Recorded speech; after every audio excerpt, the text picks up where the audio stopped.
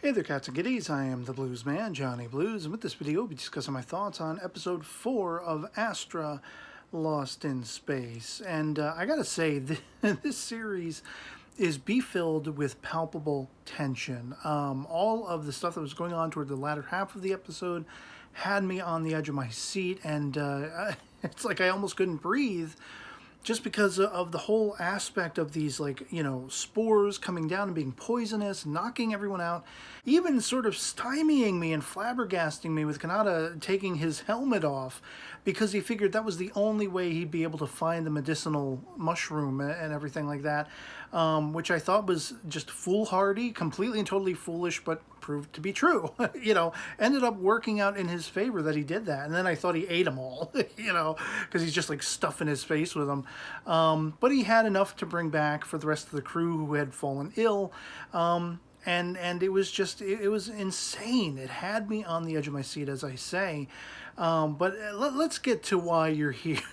Why you're watching this particular video. You probably want to hear my latest speculations as to who the guilty party might be, if in fact there is one. And let me just say, as of the last couple of episode discussion videos, I had talked about Ulger being, a top-tier potential suspect in that regard. I had pretty much, put him on the back burner as of the previous episode, and I had elevated up Yunhua herself, who takes center stage, no pun intended, in this episode. And so as far as that all goes,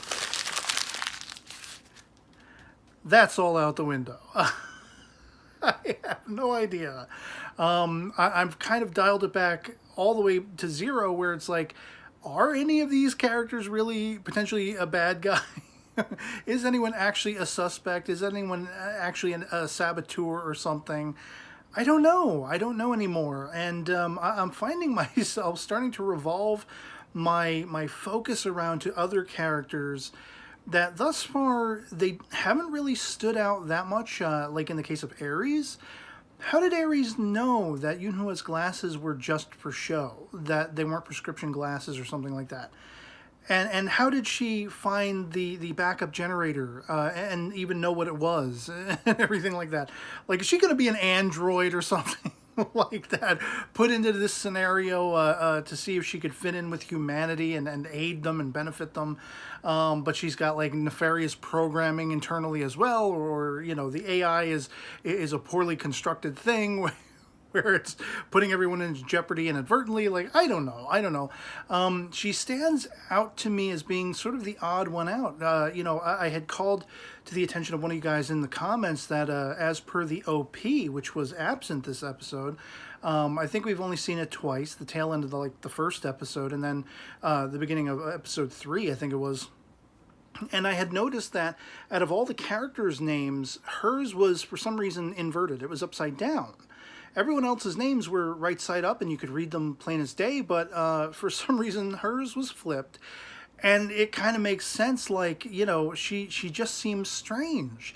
Everything about her thus far, after what we saw of her at the beginning of episode 1, doesn't quite mesh. She was a complete and total airhead. She was stumbling over herself, very forgetful. She almost forgot to bring her ID badge or whatever, her travel badge or whatever it's called.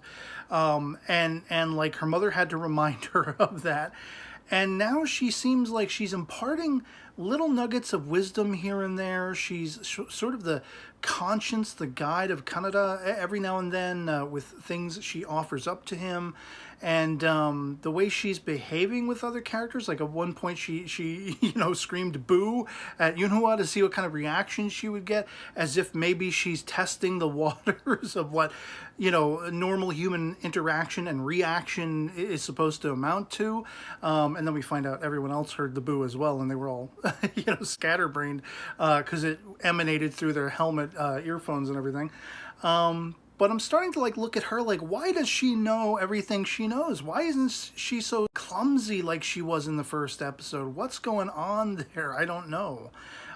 We do seem to see her as a child in the OP, and as per one of the conversations I've had with one of you guys, there was a flashback in the source material or something that referred back to her childhood. So I don't know. I don't know what to make of her. She definitely seems like the odd duck out, so to speak. But then there's also Footy's little like puppet mascot or whatever it is. It's one of those things where it's like relegated to the back burner. I haven't really noticed it that much, but at the same time, I've been sort of observing this little puppet, all the things the puppet says, and it seems to say things beyond what Footy might know, might be aware of, and things like that. So is it like a Kate Sith Final Fantasy VII thing, where that puppet is being remotely operated by someone else, somewhere else, kind of thing? I don't know. But it definitely strikes me as odd, the personality, unless they said it was like an AI puppet kind of thing where, okay, if it's an AI, that makes sense that it would have some knowledge beyond Footy and whatever like that. But it definitely just seems odd. I'm looking for everything and anything that sort of shapes up not altogether rightly, that just seems a little bit offset, that seems a little bit odd throughout the course of this series. And those are the things that struck out to me the most, not only in this episode, but just all the episodes collectively thus far. And it kind of has me thinking, like, well, especially revolving around Yunhua, what's going on with her story. Like, I had thought, she was going to have been an aspiring pinup idol or something like that. I didn't expect that she would be a singer necessarily, but I felt that there was some aspiration to be in the public light. For her mother to have said, remain invisible unless you can bring something to the table. Sort of stay out of everyone's viewpoint. That kind of thing. It seemed answerable to me. It would have made the most sense to me if it was something of a public venue orientation that she had aspired to be. When they show the flashback of she wanted to perform on stage in a play, it made perfect sense to me. I was like, okay, yeah, that fits quite well with that little brief snippet we got in the previous episode that her mother was telling her to remain invisible and such like that. But it's intriguing that per Yunhua's words, it seems as though her mother herself is a performer, and she idolizes her mother. She sort of, that's why she has that aspiration, because her mother is a performer of her own accord. And so that's what she wants to be and what she wants to do. That's what she's chasing after.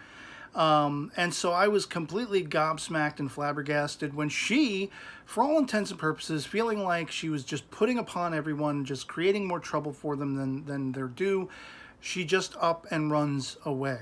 And like, I was kind of fearful that this would be ongoing into the next episode, that Kanata wouldn't find her, and I'm glad that he did. I'm glad they had that little exchange. We sort of flipped back and forth between, their first confrontation. She flips him when he grabs her, and but then he like keeps his distance, and he's like, "Look, we're gonna talk this out one way or the other, lady."